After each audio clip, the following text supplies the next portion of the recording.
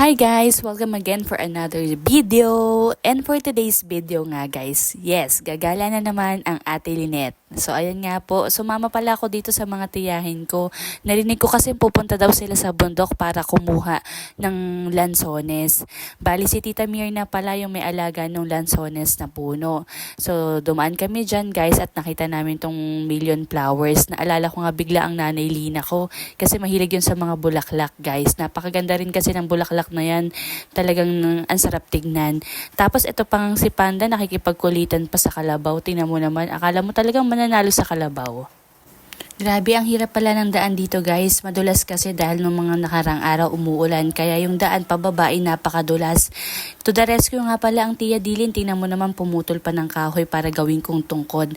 Talagang natutuwa ako pagkasama sa Tia Dilin sa paggagala ko kasi talagang hindi ako pinapabayaan yan. Laging may patungkod yan sa akin.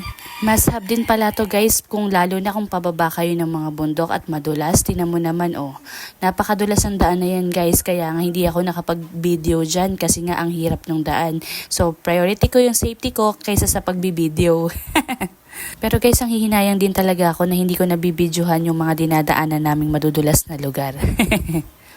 Siguro nasa 15 to 20 minutes din yung nilakad namin guys dahil nga po sa madulas yung daan. Pero tingin ko kung maayos ang daan at hindi madulas, siguro mga 10 minutes lang kayang-kaya.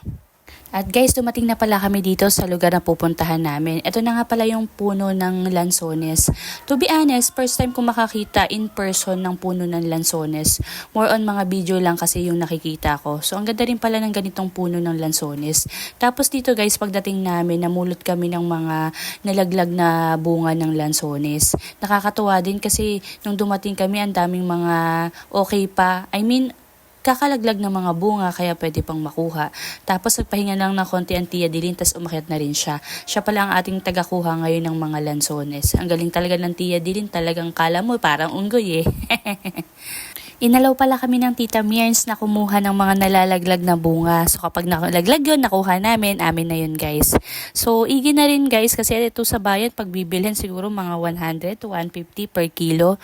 So ito ngayon nakalibre tayo no. So ayan nga, lahat kami dyan ay nag-aabang sa mahuhulog galing sa puno. Ayan. Tapos ninaba na pala ni Tia Dili yung unang-unang niyang nakuhang mga bunga. Nilagay niya pala dun sa bag tapos ibinaba ng pahagis dito sa amin. Yan, sinalo na po nila.